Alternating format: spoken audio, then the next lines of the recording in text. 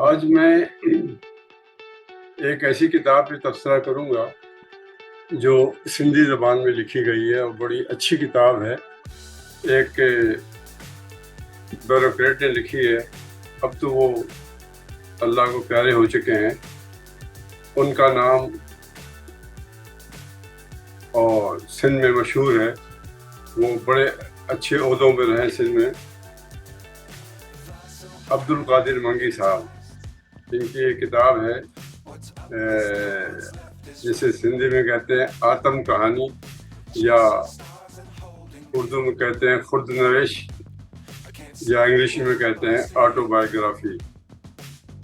عنوان ہے جوئی آیا سوئی آیا، میں جو کچھ ہوں حاضر ہوں. اس کو اردو میں ہم کر سکتے ہیں.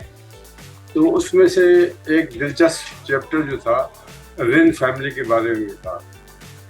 رن فیملی نواب شاہ کے رہنے والی ایک فیملی ہے جس نے پاکستان میں اور سندھ میں کافی انتظامی اور تعلیمی خدمات انجام دیں. قلعہ بخش رن نام کے ایک بلوچ سردار بلوچستان سے ہجرت کر کے نواب شاہ سندھ میں آباد ہو گئے. سال تھا 1898، یعنی کہ 19ویں صدی کا آخری حصہ تھا جب وہ آئے. اور یہاں پہ پہلے سے ہی بڑے جتوئی صاحب کا خاندان، ایک بڑا جاگیردار خاندان موجود تھا. اور پھر ان کے تعلقات زندگی بھر نسلاً در نسلاً جتوئی صاحبان کے ساتھ خوشگوار رہے. جب آپ پیدا ہوئے تو آپ کا نام آپ کے دادا مرحوم کے نام پہ قلعہ بخش رن رکھا گیا، جس کو وہ شارٹ میں انگریزی میں کے بی رن لکھتے رہے اور لکھتے ہیں. ماشاءاللہ حیات ہیں. آپ 1951 کو پیدا ہوئے اور ان کے والد جو تھے اپنے ان کے دادا کی طرح ہوشیار تھے زمینداری کے معاملات میں. سکرن میں اس زمانے میں تحصیل میں کوئی زمینیں اکثر بے آباد تھیں، سستے داموں ملتی تھیں. ان کے دادا نے باپ نے ان کو خریدنا شروع کیا، پیسے بچا کر اس میں کنویں کھدوائے، کھیتی باڑی کرائی اور حالات مستحکم کی. ان کے والد مرحوم جو تھے وہ بچوں کی تعلیم سے غافل نہ تھے. انہوں نے خواہش رکھی کہ ان کے بچے پڑھے لکھے ہیں. قلعہ بخش رن صاحب نے بھی انٹر میں اول پوزیشن حاصل کی اور ایم اے انگلش میں یونیورسٹی میں بھی اول پوزیشن حاصل کی. پھر انہوں نے سی ایس ایس کیا اور سی ایس ایس کرنے کے بعد 1980 میں ڈپٹی کمشنر شکارپور میں رہے. وہ جہاں بھی رہے اپنے ضمیر کے مطابق کام کرتے رہے. 1977 میں جب پی این اے کی تحریک چل رہی تھی، پاکستان نیشنل الائنس کی تحریک چل رہی تھی بھٹو کے خلاف، تو اس وقت ان کے وزیر نے ان پر پریشر ڈالا کہ پی این اے کی تحریک پہ گولی چلانے کے لیے پھروں کے گھروں پہ گولی باری کی جائے، لیکن آپ نے انکار کر دیا. ظاہر ہے حکومت میں جب انکار کیا جاتا ہے تو اس کی سزا بھی بھگتنی پڑتی ہے. اور تھرو آؤٹ کیریئر عبد القادر منگی لکھتے ہیں کہ یہ کرائسس کا شکار ہے. وہ یہ بھی ان کو مین آف کرائسس کہتے ہیں، مرد بحران. غالباً یہ خطاب بھٹو کو بھی دیا گیا تھا سیاست میں. دوبارہ آپ کمشنر لگے لاڑکانے میں، جب ماشاءاللہ والوں نے ختم کر دی تھی کمشنریٹ جو بھٹو نے بنائی تھی. پھر انہوں جب دوبارہ بحال ہوئی، یہ پہلے کمیشن لگے شکارپور، جکڑواد اور لاڑکانہ کے، اور انہوں نے عمارات اور اسٹاف وغیرہ کی کمی کو اشد پورا کر کے اس کو کھڑا کیا. دفتر میں وہ ہارڈ ٹاسک ماسٹر کہلاتے ہیں، ایسے افسر جن سے ماتحت گھبراتے ہیں، کیونکہ اگر انہوں نے کہہ دیا تو کام پورا کرنا ہے. اور ہارڈ ٹاسک ماسٹر جو لوگ بیوروکریسی میں رہے ہیں وہ سمجھتے ہیں.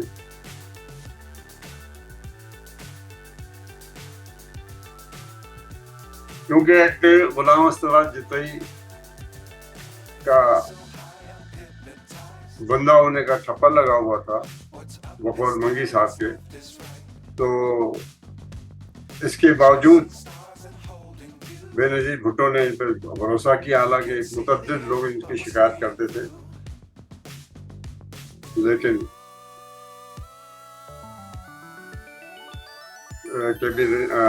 بے نظیر نے ان کو کمیشن رکھا.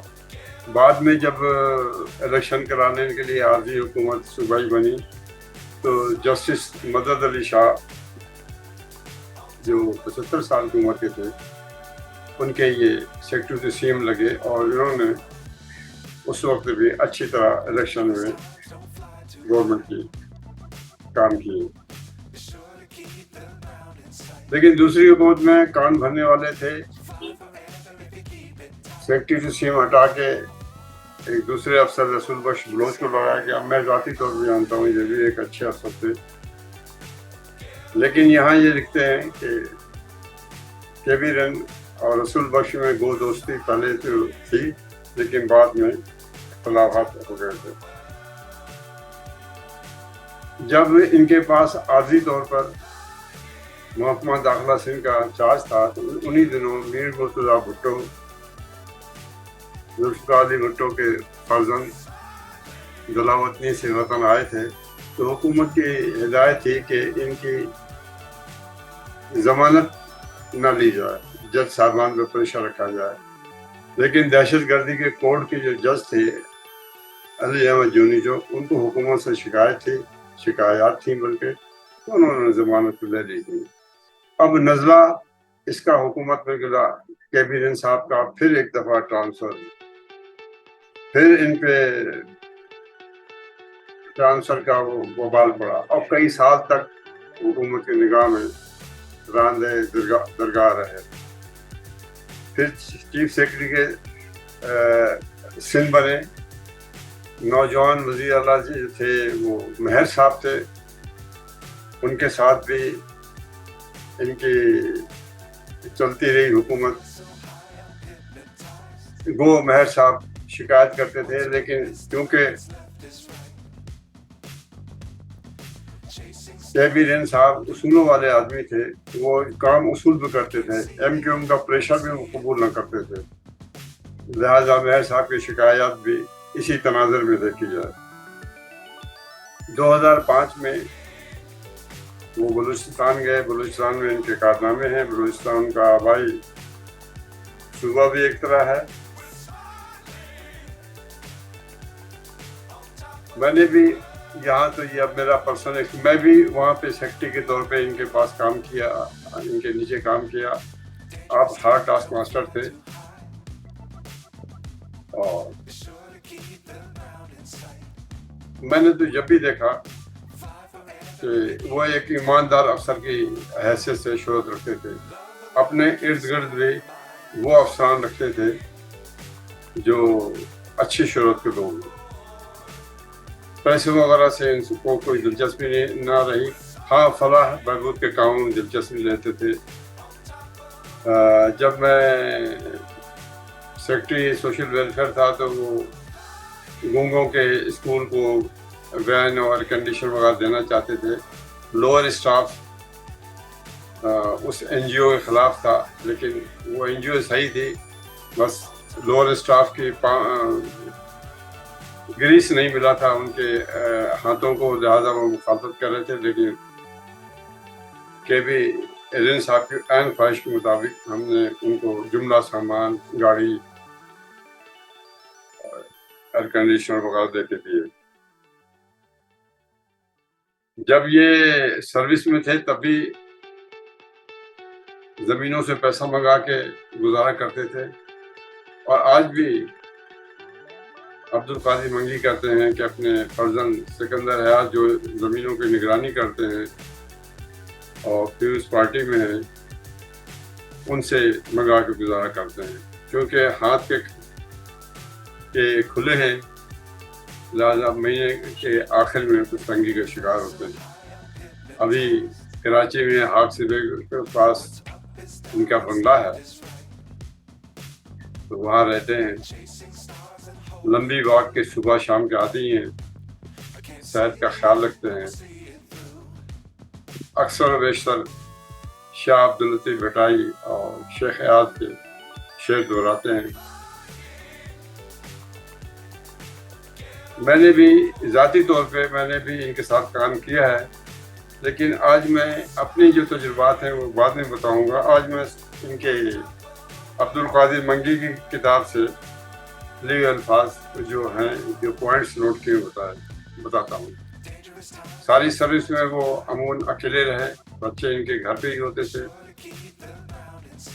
نواب شاہ میں، اور خود یہ اکیلے سروس کرتے تھے۔ ہاں، لندن میں جب یہ کمیونٹی اتاشی مقرر ہوئے تھے تو فیملی اکثر و بیشتر ان کے پاس آتی تھی، چلی آتی تھی۔ ان کے چھوٹے بھائی گل محمد رند بھی بیوروکریٹ رہے، علی اصغر بھی کچھ عرصہ نوکری کے بعد اب زمینداری میں چلے گئے۔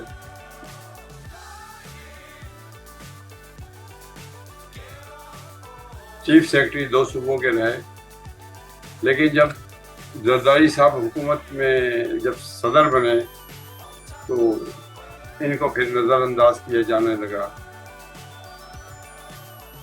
اور ریٹائرمنٹ کے بعد بھی ان کو زرداری صاحب نے اپنے نزدیک نہ کیا، لیکن یہ خوش ہیں۔ عبدالقادر منگی لکھتے ہیں کہ وہ آج بھی اپنے فیصلوں میں خوش ہیں۔ یہ کچھ ناخوشگوار بھی تھے، لیکن جس کے بدولت ان کو بھگتنا بھی پڑا، لیکن وہ اپنے فیصلوں پہ فخر کرتے ہیں۔ میں اپنی ذاتی بطور سیکرٹری جو معلومات ہیں وہ آئندہ ولاگ میں شیئر کروں گا۔ شکریہ۔ ویڈیو کو لائک کریں، سبسکرائب کریں اور شیئر کریں۔ شکریہ۔